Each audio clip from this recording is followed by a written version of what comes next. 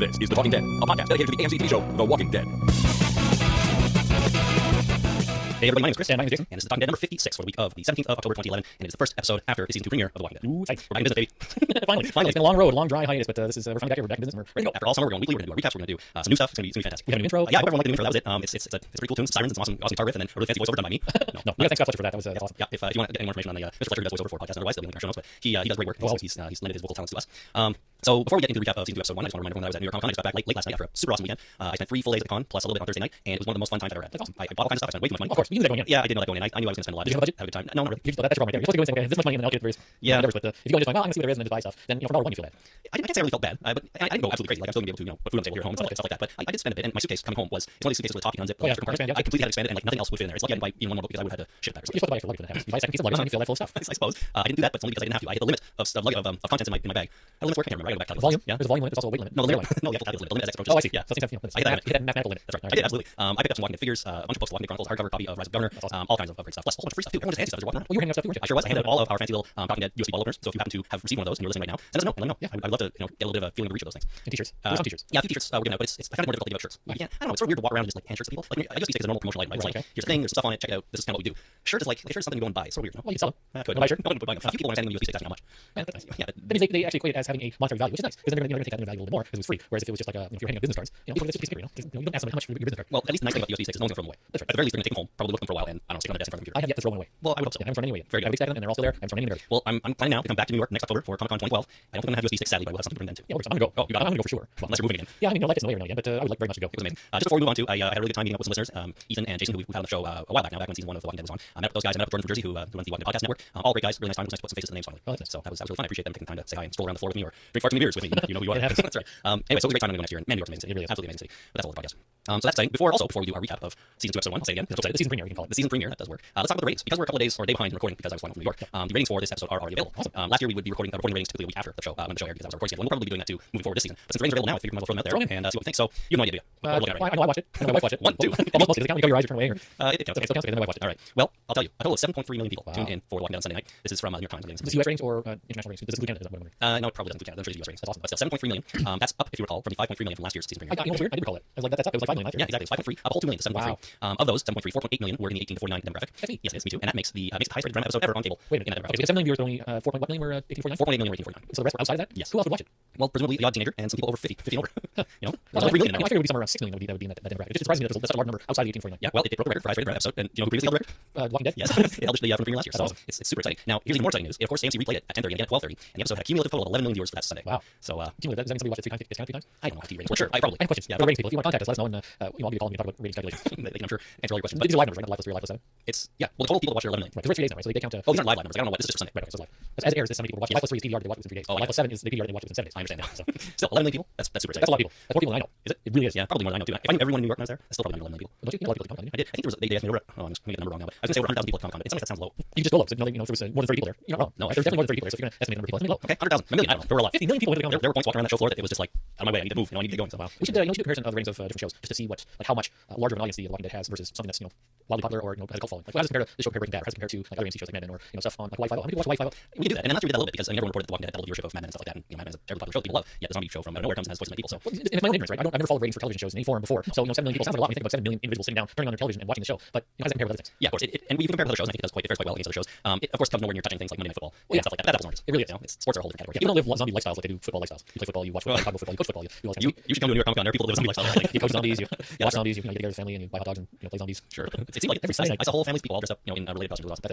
So there you go. Super awesome ratings for season premiere. Very exciting. We'll see what happens in episode 2 and 3 and 4. It's all next week. Typically the ratings drop a little bit, but Walking Dead of course last year held up extremely well through all 6 episodes. So we're coming to Halloween, so this kind of thing is going to be in for the next couple weeks. Isn't this brilliant of them? They don't premiere on Halloween. They premiere 2 weeks ahead of time. So the first 3 episodes are broadcasting pretty much by the time Halloween is here. Yep. And so people are just getting more and more excited. And now they can probably go 3 episodes without a huge drop off. And then maybe it'll happen after that as we get closer to Christmas. But it's brilliant. It really is a good strategy. Yeah, so simple. Yeah, so simple. So yeah. All right. How about we get into a recap of what lies ahead? There's that little more work from Mr. Fletcher. We're gonna have him read the episode titles for all the episodes moving forward. That's how you know when the recap starts. Yes, I'm just saying.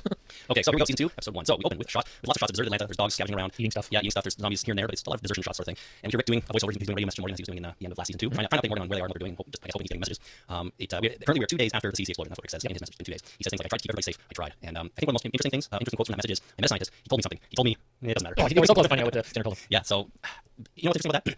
I no longer think that Jenner said your wife is pregnant. Really? Yeah. I think Jenner. I'm now with you, or with the people that sort of believe he said, "No, you're all infected when you die, whether you bit or not, you're gonna come back as a zombie." Okay. To me, Rick looked extremely distressed in that scene, and that news is in some way more distressing, in my opinion, to him than your wife is pregnant would be. What about your wife is pregnant, but you don't know who the father is? That's got to be pretty distressing. But the father's not you. Like, we don't know that, right? We don't know how early he can tell that Lori's pregnant, right? He must, if all he said was Lori's pregnant, Rick's got to be thinking, is it mine? Is it Shane's? You know, that's got to be pretty. I find it very distressing. Oh, absolutely, absolutely. I mean, I was just thinking along the lines of having a baby in this situation. Well, that pile on, just pile on. It's a pretty distressing situation. That's true. It's true. I suppose either way, he's going to be concerned about what Jenner whispered to him, but it's not revealed to the audience quite yet. Yeah, I'm sure we'll get there soon. He also tells Morgan that they're going to be heading to Fort Benning, which is 125 miles away. So they've got some road to cover. As he's doing this, we see shots of the group packing up, and Rick says things like, "We have to stick together, fight for each other, lay down our lives for each other if it comes to that."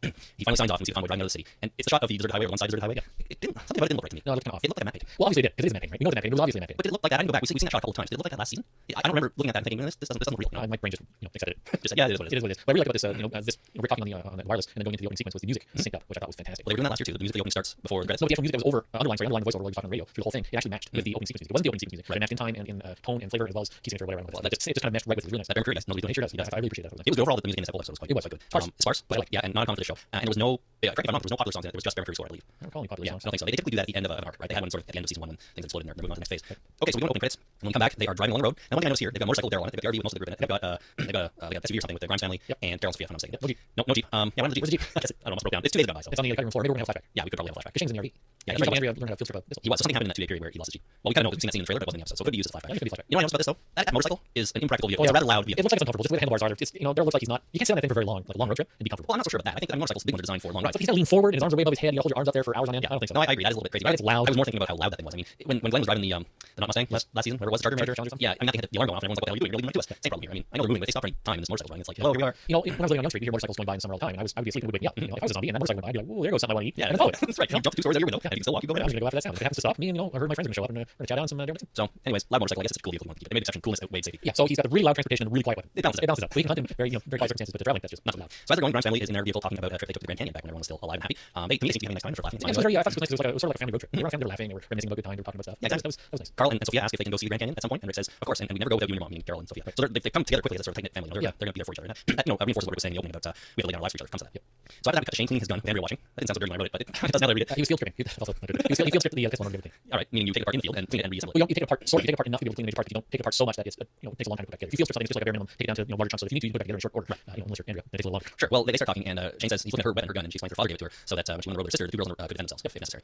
So at this point is when they come to the block section of the road, and they sort of try to drive through. Glenn suggests that they go back, but Dale says they can't spare the fuel. Right, they got enough fuel to go back and take a bypass. As they're sort of sinking through a little bit, you can see the cars are all full of dead people. Yes, they are. And as they get a little bit farther, the radiator hose in the RV blows out again, of course, and they're stranded. So do we have a theory here on why what was going on with the folks in the cars? Why weren't they getting up and walking away? No, we don't have a theory. Yeah, I so no, I don't know. They were dead. Obviously, they looked at someone state of decomposition. Maybe they were workers, but no, I don't know why they didn't get more. Yeah, I'm not sure. It didn't look to me like they had any severe brain trauma before destroying the brain. It looked like they had just died in their cars and stayed there for some reason. And as the episode progresses, our characters sort of come into close contact with some of them, and so it's not like they're just dormant until something comes by. They're really just dead and highly decomposed. Right, dead people. So a little bit that was sort of interesting. But they get out of their vehicles and start talking about what they can search for in the cars. And Lori says this is a graveyard. I don't know how I feel about this. Brings up the morality questions. Nice. I thought that was good. I did too, but I sort of think in their situation, you got to tell well, I think they have to address it, right? Like it's still a relatively new situation, right? And they're coming across these things where we need stuff to survive, but it's all these people, they own this stuff, but they have passed away, and you're supposed to respect the dead, not just steal from them and bash their skulls in, right? So it's got to be a mental and moral adjustment, and so I think that was important to bring out that they are making that moral change to reflect their situation. Yeah, it's not like society is still going on where you don't have to steal stuff from dead people. They're in a situation where they do. So Dale then encourages Glenn to change the radiator hose and learn something. But that was funny. Radiator hose always use a flathead. Oh, that's right. They change screwdrivers. I didn't know that personally. No, well, it's good to know. If you already change the radiator hose, so they change screwdrivers, and Dale heads up to the roof of the RV to watch. Good thing too. Screwdrivers are important. So everyone searches through the cars, and Andrea heads back inside to try to put her gun back together. She's still learning. And outside, Shane finds a water truck and he pops a lid on it and starts showering all over himself in a celebratory fashion. And he says, "It's like being baptized." Well, it is. Water over your head is a symbol in TVs and movies and books and literature for baptism. Change from one state to another. Sort of a rebirth. Yeah. In this case, not really a positive way, but it's changed, as you said.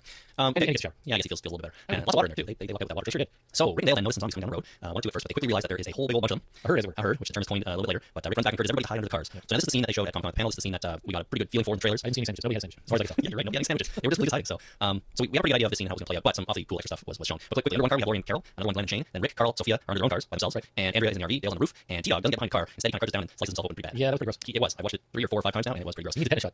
Oh my god, does he ever? So he's in trouble. He's losing a lot of blood, and he can't really get under a car, and he doesn't really know what to do. So here's my question for this scene: how come the zombies can't smell them under there? I don't know. They're just walking. I have a theory this time. I do. They don't smell bad. Well, people would smell bad. They're still living people. My theory is that there were too many zombies, and the zombie smell stench overpowered any other stench. So the zombies, if they were smelling something, it was just all each other, and it wasn't the people in the cars. Because there were, not one shot from a sort of a big high wide shot. There were a crap load of zombies. There were like at least 100, 150. I would estimate more than 10. Way more than 10. Way more. Anyways, I think there was enough that their own stench overpowered anything else, and that's I think why the people, Rick and everyone got lucky and they couldn't smell them there.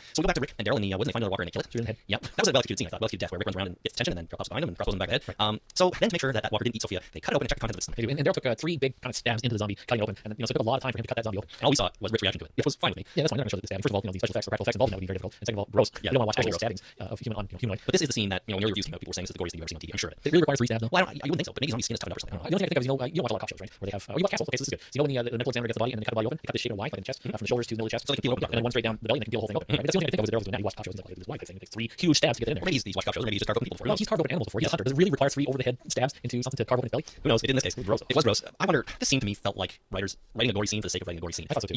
If you're worried that a zombie ate your friend, I don't know, cutting open to find out what's in its stomach, is that really going to tell you anything? They told him. Well, because it looked like they found skull of a woodchuck. The woodchuck, yes, this guy has a woodchuck for lunch. But, I mean, failing that, other than finding actual, I don't know, zombies don't eat bones either, they eat flesh. So I ate the whole head of the woodchuck. I guess, swallow the skull. Yeah. So, does that fit down somebody's throat? I don't think so. Okay, zombies don't really follow the rules, right? No. Because, the zombie survival guide by Max Brooks, his description of, zombies, the reason they eat is not because they're hungry, it's not because they have metabolism, because they're dead. It's just this need for them to ingest something. And they will ingest it, even to the detriment of themselves. They get so fat that they can't move anymore. Yes, because they get hugely extended. So maybe this guy ate a woodchuck, and sure, it scraped the living crap out of his esophagus. But he's dead already. He doesn't feel pain, he doesn't know. I was wondering at the time if zombies maybe actually digest this stuff somehow. It's pretty digested. He digested the flesh off the skull. Yeah, or tore it all off and it was just separated in there, I don't know. Yeah. Either way, it was pretty nasty, but in my opinion, a little bit unnecessary, this scene. Right? They could have just, investigated the body in some other way, like, they didn't find any scraps of clothing or something like that. Enough to just sort of determine that this zombie never encountered the little girl. Right. So he ate woodchuck and not little girl for lunch. That's right. So by now it's getting dark and the search is called off for the night, and they decide to have an organized effort in the morning. Right. This is an important scene where Rick goes back at nightfall. Rick and Daryl come back, and they're talking to Carol and saying, Rick says we're going to stop for the night because we're just be walking in circles and we can't search at night, so we're going to wait till the morning. And Carol turns to me, how can you do that? How can you give up for the whole night? And at that point, Jenny said as well, you can't stop looking. The little girl lost in the woods where there's mortal enemies out there trying to find her and eat her. You can't stop. And so we have to stop. And the reason this is an important scene in my mind is that it shows that Rick is making those hard decisions, and he has to live with it. He's obviously upset by this. He doesn't want to stop searching. He doesn't want to stop. He feels the need to continue searching as well. He knows how important it is to continue to find Sophia, but he also knows this is not practical. We're just going to be stepping on each other. We walk right into another herd. Yeah, it's too dangerous. You're putting yourself in unnecessary danger. So these decisions he has to make, and they weigh on him. This is that start of or continuation of that journey of making the tough choices and having to live with the consequences. Yeah, I like how they ended the scene too, because as you said, you could tell that Rick was feeling this way, and the conversation kind of ends, and you just see him walking away through the cars, like with a lot of his mind. Yeah. So we cut the next morning, and Andrea confronts Dale about her gun because he won't give it back to her. Right. And Shane suggests that only people who are trained should have guns, implying that everyone else will be trained at some point. Right. So we could have some gun training scenes coming out. That'll be fun. And they start organizing a search party for Sophia and agree to bring along Carl. Of course. More eyes better. That's right. Why wouldn't you? He's a kid, but as long as he stays close, might as well look. Right. We get more with Andrea and Dale. She approaches him about the gun again, and they talk about what happened at CC. Here was an intense scene where Andrea was saying, things like, you didn't save my life, I saved yours. You forced that on me by staying there. Yep. Where all along Dale thinks, he was the guy that saved her and brought her over there when she was choosing suicide. They're both right. Yeah, I guess they're both kind of right, but at a certain point, people have to make their own decisions, I think. Right. Dale wants gratitude, but Andrea said she feels she was denied the choice to die in her own way. And she said, Dale, I'm not your little girl, I'm not your wife, I'm not your problem. Right. So these two might not be getting close together as quickly as we sort of thought. Oh, I'm sure it'll be fine. Oh, I'm sure it'll be fine. Real quick. You watch Frasier? Yes. Frasier always gets into arguments with women and then is attracted to them and they end up in a sack. Yeah, but it's not in the middle of the zombie apocalypse. It's in the middle of upper class Seattle. That's Seattle. Close enough. It's a Seattle-based sitcom. Where grunge came out, those guys were half dead. That's right. But it was a good scene with Andrea and Dale, sort of laying out there, and Dale having his eyes open a little bit to not being able to kind of impose his thoughts or on other people. I think the acting in the scene was fantastic. It was really good. It was very powerful scene. Overall, Lori Holden was probably the best performance of this episode. Yeah, things like this, things like when she was stuck in the bathroom with the zombie. I mean, when you see when you're looking down to the skyline, you see her in there, she genuinely looked terrified. Like, absolutely. So I think she was really good in this overall. So the group goes searching and they come across a tent in the forest. Oh yeah, maybe she's hiding in the tent. Wouldn't that be convenient? Sure would. Sadly, inside they don't find Sophia. Instead, they find a terribly rotted person who had committed suicide. The easy way of maggots all over his face, and it was just really nasty smelling. Apparently, Shane took a gun. Oh, did he? Yeah, he grabbed the gun out of the guy's hand. Oh, smart. Yeah, lucky right. Did you notice there was a button on the corpse that said no excuse for domestic violence? No, I did not notice that. Don't know if that means anything. Probably not. But it was interesting that we do have a little bit of domestic violence theme, or at least we did going through the show. Through that button in there. So who knows? Maybe it's just a hot topic for one of the writers or something like that, or it's part of the actual dramatic purpose of the show. I don't know. Back on the highway, we've got Dale and Tiag, and they're the only ones there now because Dale's didn't watch, and Tiag has his arm almost fall off. But they're talking, and we find out that Dale had fixed the hose 2 days ago. Didn't tell anybody. Dale thinks that people knew it was fixed. They want to leave quicker before they found Sophia. I thought the quote here. I want to hold off the needs of the many versus needs of the few arguments for as long as I can. Exactly. Start reference. Yep. Do we save everybody and leave the girl, or do we stay and find the girl before we leave? Right. Interesting. Back in the forest, suddenly the group hears a bell ringing right after the tent. Weird. Church bell. And it leads to a church. They get there, they open the door, and there's 3 zombies sitting in there, just, I don't know, and praying or something like that. And what I noticed about here is they very efficiently killed these zombies. They sure did. Quickly. Three of them, Rick, Shane, and Daryl, walked in, and each of them took a zombie and just quickly, exactly what to do, took them down. Really felt to me like they're getting used to doing this and getting better at it. Yes and no. And the only thing I think that you're right in that they're getting used to the situation. They know that taking down a zombie one-on-one is fairly straightforward now. But at least Shane and Rick, when they attacked their zombies, they went whole hog and they had to hit him in the head at least 5 or 6 times. Right. So there's still some practice to be done. No, they did. You're right. Like Rick cleaved the thing in the head, it went down. But then each of them had to hit a few more times. Hacking. No, Shane on the other hand, did he hit him multiple times? He walked up, grabbed it, and slid him like right through the zombie's face. And oh yeah, okay. Shane had to do. Daryl had to hack. So Daryl and Rick had to hack at their zombies. So there's some still learning curve there. They're really good at it. Yeah. It comes off. Yeah. Way to go. But I mean, just the execution I thought was quite efficient. They go in, they each went a different way, they each took one at a time, and they were down in 20 seconds kind of thing. So I like it. Nobody else is in there. No 12-year-old girl named Sophia. And after they realized that the bells are ringing again, but it's actually a loudspeaker outside on a timer because there's no people in the church, right? There are no bells. Nobody cares that there's electricity in the building.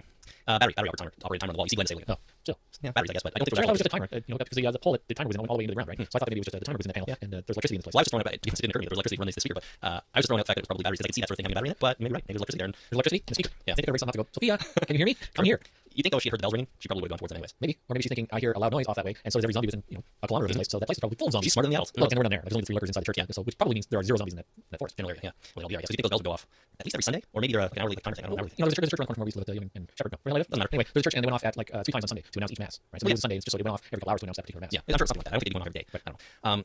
So at this point, though, Andrea overhears Shane and Lori talking about him leaving again, and I guess she decides that she might want to go with him. Before they talk, though, we see Carol head in to pray for Sophia's safe return, and she says, "Praying for Ed's death was a sin. Don't let this be my punishment." So she's feeling pretty bad, understandably, and she wanted her husband dead. Now he is, and her daughter went missing, so she thinks she's being punished for that. Could be a little self-centered. Thinks her daughter being killed off to punish her. Well, she sinned, so she has to pay the price. Yeah, wouldn't it be Sophia's? If she's paying the price for whatever she did, why would she just be able to pawn the punishment of her mom? Well, anyway, that's not here. No, it's a whole other thing. But so we go back to Andrea and Shane outside. She's telling Shane she wants to come with him, and it can be a two-way street. They can help each other, they can cover each other's ass, that kind of stuff. But Shane doesn't really want anyone along. He just wants to go off by himself and I don't know, lay down and die somewhere stupid. You back up. Why would you want to go off by yourself? I don't know. Take a chick with you. Why not?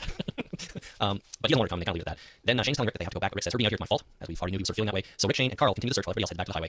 Daryl gives Lori a gun for protection, and of course Andrea doesn't like this Shane's face, doesn't want to get her gun. I knew right there when Rick and Shane were staying behind, and then Carl said, "I want to stay too." I knew right there what was going to happen. Yep. Yeah, it became pretty obvious to anyone who sort of knows the story. Yeah, and my wife likes to have spoilers when I know something's going to happen that's bad. So right when as soon as that happened, I paused and I said, "Okay, this is what's going to happen." And I don't want to spoil it. We're almost there. We're almost there. But I'm saying I told my wife exactly what's going to happen. Yeah. Well, they could surprise us. They could surprise us. Never know. No, had we not seen in the trailer for the season Rick running towards the farm holding a child in his arms, it would have been less obvious probably because you probably know something bad's going to happen, but you don't really know what. But we've seen that scene, so it's clear. So before they all leave, Rick goes inside the church to pray and he asks for help to keep us going. He says, "I need an indication that we're doing the right thing." You don't know how hard that is to know. Yep. Poor guy doubts himself, but he also feels the need to lead these people. Make hard choices. Yeah, make hard choices. It was a really good shot when he was leaving the church. What was it? Just him. He was all in shadow, right? Because the camera was set up for the white dawns or the light outside of the church. So they just followed him. It was just his silhouette with a black background, and he walked through the door, and then all of a sudden he's bathed in light, and everything makes sense as far as the lighting and being able to see flows and all that stuff. It was a really nice shot. Sounds like quality cinematography. It was really nice. Bit of a cinematography-wise, bit of a sort of a change moment for him, I think, too. Maybe coming out of the darkness into the light. He sees Rowan's character in that moment. As he walks past Shane too, Shane asks if he got what he needed in there. He responds, "I guess we'll find out." Yep, good answer. I like it. So we're almost at the end. The group heading back. Carol questions that if this is the best plan because they haven't found her daughter. She's rather upset about that. And at this point, Lori kind of goes off the handle briefly. She gives everyone a piece of reminder. She tells Carol to stop blaming Rick. She just defends her husband's actions and says, "You all look at him and then blame him when he's not perfect. If you can do this, let him go right ahead. Nobody's stopping you." Yep. So she started down the line. I think everyone kind of realized that in fact, Rick are doing the best he can. Yep. So we got to either step up or kind of deal with it. But that's all we get from them. And we go back to Rick, Shane, and Carl, who are traipsing through the forest and they come across a deer. And Shane raises his gun to shoot it, but with a shotgun. I know. I'm scared. Well, hurt it and it's run away. Unless they were close enough, and then he blows his head off. So I don't know. But instead, Carl approaches it slowly. I'm not sure exactly what Carl was trying to achieve here. Just a moment of communion with nature. Yeah, that's for the audience. What is this character trying to do? Same thing. I mean, if I was next to, if I came across a deer that was in the forest and I was standing there, I would just simply not move and watch it, or walk a little closer very slowly. What Carl did, just being that close to something that is natural and it would be amazing. Well, absolutely, it'd be amazing. It's a big, majestic, beautiful animal and so on. If that happened to you, this weekend in the forest, that's one thing. When you need food, you might just shoot it. I don't know though, because they have a lot of food from the stores that they found. All the people that were trying to get out of wherever, and shooting deer, they have no way of freezing the food. No, that's more food than that particular group of people could eat in a day, right? So I don't know that we'd get them anything long term. So then, I guess you're right, but I still don't quite understand what Carl's trying to do other than just be one with the deer. Be one with the deer. I guess. Let this kid have, he's been dealing with that for a long time. It's gotta be hard. Oh, let him have a little moment of life. It's a very good point actually, and you can sort of see that on Rick's face actually. Yeah, let him have his moment. Yeah, exactly. Sadly, his moment is abruptly ended when a shot rings out, killing the deer, through the deer, and into Carl's stomach at the lower ribs. That was a great shot. Not the shot that went through the deer and into Carl. The camera shot, where Carl flew back and the deer and just had the cinematography there. That was really nice. Blood sprayed out. Special factors. He went down, and Shane and Rick, begin to panic. They run up to him and go to black credits. Episode's over. Yep. Quite an episode. I thought it was fantastic. I really liked it. My general feelings, I still don't think it's as good as the season 1 premiere. I think that's still the best thing they've done on the show. But this is a great season 2 premiere. It really is a good premiere. I would put this up there with the pilot. Up there with it, but for me, it's pilot number 1. That's number 2. Yeah, I'm not sure I could rank them. Yeah, I think they're both great. Before we move on, I didn't make a lot of notes about sort of my feelings on what we already discussed, but it was nice to see Carl had a way bigger part in this episode than anything in season 1. Yeah, absolutely. He was doing stuff by himself, which he wasn't doing in the first season really. Yep. Obviously, he gets gunned down at the end, so that's a huge thing. He had a lot more lines. I felt like the three of them were an actual family more so than I did last season. Yep. Even at the reunion, when Rick comes back and so on. Yeah, getting to a point with Lori when she said you can't put that button down because he's holding the axe. It's like, well, can I just keep this one? She said, "What did I just say?" Yeah, I'm very parental. It's a parental thing to do. Jenny commented on that. Yeah, that's his mom, all right? Like you're not listening. Yeah, I think that's happened in this episode. But yeah, overall great episode, and I think everybody involved did a nice job and sort of took up a notch. Absolutely. Better phrase. Yeah, I felt them the whole party together as a group more as well. Like in previous episodes, there was kind of this ramble of people. Yeah, there were some extraneous people that eventually got killed off for one reason or another, or left, or what have you. But this they're becoming a very cohesive group and trying to care about every single one. You are. T-Dog still didn't really have much to do other than get hurt. Once he got hurt, he was there and then kind of with Dale. Yeah, no, he was there to have that conversation with Dale, and the scene where Daryl saves him from the zombie, I thought a good, important, interesting scene. I was happy that was in there, but kind of like last season, he really didn't do that much. He's kind of in the background most of the time. I hope he's not fluttered. I'm not just gonna kill him off for the sake of killing him off. Yeah, I do too. The only thing is, this is Walking Dead. Somebody's going to die. Somebody's bound to die, and I mean, I hope that if they do that, they should do it in a way that is going to be very surprising for us, like they did in season 1 with Amy. Right? She looked like a primary character in the show, and she was, but then she ended up dying. So I think if they kill off T-Dog, he is this kind of strange character right now. I think he could be more important as time goes on. But he's kind of strange in this one episode alone. You see, if they kill him off, what plotline's going to change? Yeah, nothing. So I hope they don't do that. That seems like a cheap shot. The other thing too is they're introducing more characters in the next episode when they get to the farm. So we've already got a lot of characters, and we're going to get a few more now. So there's going to be a lot going on. It's going to be difficult to fit everyone into decent amount of screen time each. If they give him a plot in one episode, we know he's going to die at the end, right? Yeah, probably. Because right now he doesn't have any plot. All of a sudden he's a primary character. He's a dead man. Yeah, that's right. You'll learn anything from Lost. Yeah, it's that if minor characters become prominent for an episode, they're dead. That's it. You're done. Well, let's talk about next week briefly. It could be next week. One of the screenshots for the sneak peek episode 202 with T-Dog's face. So we'll see what happens next week. The episode is called Bloodletting, and the description from AMC is coming to the aid of another. Rick discovers a possible safe haven. Shane must go on a dangerous mission to get badly needed medical supplies. So he has to go get medical supplies because Carl was shot in the stomach and he needs to be attended to by a trained doctor of some kind, such as a veterinarian. Let me go with him. Well, if somebody has to go out and get supplies from somewhere, lend your guy. It's true. He knows what to do. He knows how to do that. Next week's episode is written by Glenn Nazara, the current showrunner, and it's directed by Ernest Dickerson. All right, and that's all that AMCTV.com has to tell us. So sounds exciting. We'll be back next week talking about that. In a minute, we're going to do a new segment here on the podcast. Right, we'll get to that in a second. But before, I need to tell you that this show is brought to you by Audible.com. Listeners of our podcast, where Audible is offering a free audiobook download with a free 14-day trial to give you the opportunity to check out their service. This week, I think there's only one book we can recommend. I think there is. It is the Walking Dead: The Rise of the Governor. Yep, by Robert Kirkman and Jay Bonsinger. Yep, narrated by Fred Berman. I think we've mentioned it a number of times on the podcast before, of course. But if you can't get enough Walking Dead, this is another book you should choose. And you're listening to it right now, right? I am. I'm about 2/3 of the way through. So this is your first audiobook? First full audiobook. Yeah. I'm very happy for you. It is exciting. I had plane rides to New York to listen to it and some time walking around and stuff like that. Leaves, didn't you? I got a lot of listening down while I was reading leaves last week. That's right. We're going to get you into the fold, my friend. Audiobooks are excellent. When I'm done, we'll do a segment on here. We're recording every one of both done, so you got to get going. But in the meantime, to download your free audiobook, The Walking Dead: Rise of the Governor, or any other one, go to audibletrial.com/talkingdead. That is again audibletrial.com/talkingdead for for your free audiobook. Holy crap, did you see that? Okay, this is the new segment on the show this week. It's called Holy Crap, Did You See That? Each week, when there's a new episode of The Walking Dead, Jason and I are each going to choose a scene from the current episode that we could apply the phrase, Holy crap, did you see that? And I don't know if we can talk about it, or too much, not too much at length anyways, but I think it'll be fun to at least pick a scene from each episode that really stood out. So, Jason, do you have your Holy crap scene from the season 2 premiere? Well, I mean, we already talked about it, but it's the when Andrew came out of the bathroom and stabbed that guy in the eye socket with the screwdriver multiple times. Yeah, that's certainly a Holy crap segment, Holy crap scene, I think. Yeah. Just get on the floor, once against the wall, and a couple times on the floor. Yeah, and then she looks up, she's covered in blood, and places, there's zombie everywhere in that place, right? So that's gotta be very exciting too. There's some place where you just stab somebody in the eye, and there's undead blood everywhere. On her own too, somewhat maybe. Or she was, Just the look on her face, and yeah, it was pretty nasty. well, like we were saying, she had a great performance in this episode, and that was a big part of it too. Right? Kill that zombie and the way she reacted, and she did. She looked absolutely terrified and horrified and mortified and every other fight. All the fights you can play. Absolutely. What about you? We got for Holy crap, did you see that? My Holy crap one is a little bit of a simpler scene, I think. It is when Rick is killing zombies in the forest, and he hits the first one in the face with a rock, and he gets on the ground and just smashes his head into nothing to let his cave right in. Yep. I thought to myself, holy crap, did you see that?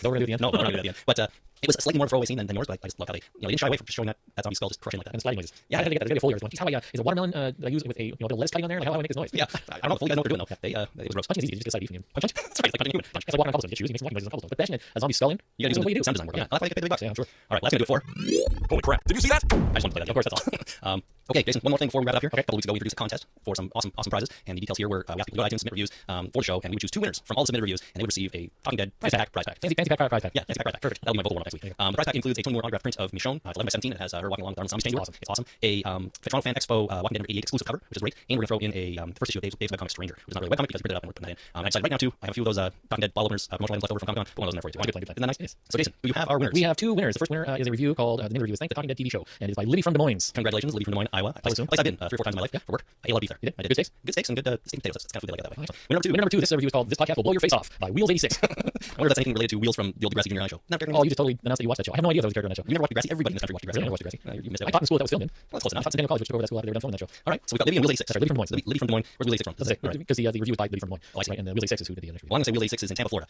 Wheels 86 from Tampa, Florida. I just take it out. So, Libby and Wheels 86, please send us an email, talkingdeadpodcast@gmail.com with your full real name and address, and we'll be in touch about sending you your fantastic prize pack. Fancy pack prize pack. Fancy pack, yeah, fancy pack prize pack. Yeah, whatever. All right. We'll have more contests in the days and weeks ahead. We've got additional stuff here in the prize locker to give away. Prize vault. The prize vault's closed for now, but it'll be opening soon, and you're not going to want to miss out on what we pull out of it. Right. All right, that is going to do it for one of the longest podcasts in Talking Dead history. One more thing I'd like to talk about briefly before we go, and that is that I did not get a chance to watch the Talking Dead after show that AMC is producing for The Walking Dead. Did you watch it? No. So neither of us have seen it. However, there are a number of people out there that seem to be confusing us with that show. I don't blame them. We have the same name, but it's not our fault. We've had the name for 2 years. AMC just kind of swooped in and started using it. So we got a lot of calls, a fair number of emails, a lot of activity on our Facebook page, Twitter account, for people thinking they were actually submitting questions to AMC's Talking Dead. I just want to make sure that everyone is clear that as much as we appreciate the attention, we have nothing to do with AMC's Talking Dead, no affiliation with the show or anyone that produces it. We are simply the Talking Dead podcast that has been running for a couple of years and doing our own thing. So if you are all confused, I hope you stick around. I hope you check us out. If you're trying to listeners, that'd be fantastic. But any questions you submit for AMC's Talking Dead, I'm afraid I'm not going to get to AMC's Talking Dead by calling our voicemail line. So just want to make sure everyone's clear about that. We do appreciate the influx of information and activity. Oh, certainly. But it is with confusion. Yeah, exactly. I would love to get all these people calling, emailing, genuinely trying to reach us. That would be amazing. But I also don't want anyone to feel confused or feel bad or mislead anybody in any way, and that we have anything to do with AMC's Talking Dead show. So now that that's clear, I think we can wrap up this episode. I think so too. Excellent. If you want to give us a call, I highly recommend it. And if you really want to give us a call, that would be fantastic. Please call us. That number would be 1-866-483-ZOMB. That's 866-483-9662. It's the Zombie line, people. It's the Zombie line. Call that. We're also on Twitter, of course, at Talking Dead. Another source of confusion. However, that's what it is, and I'm not doing that anytime soon. We're on Facebook, facebook.com/TheTalkingDead. And of course, you can always email us at talkingdeadpodcast@gmail.com. And of course, you can find all the episodes of this program in case you're listening to it on Friends iPod or something like that at talkingdeadpodcast.com. That is where we live. So we'll be back next week when we talk about episode 2, Bloodline. Until then, everyone have a great week. Bye.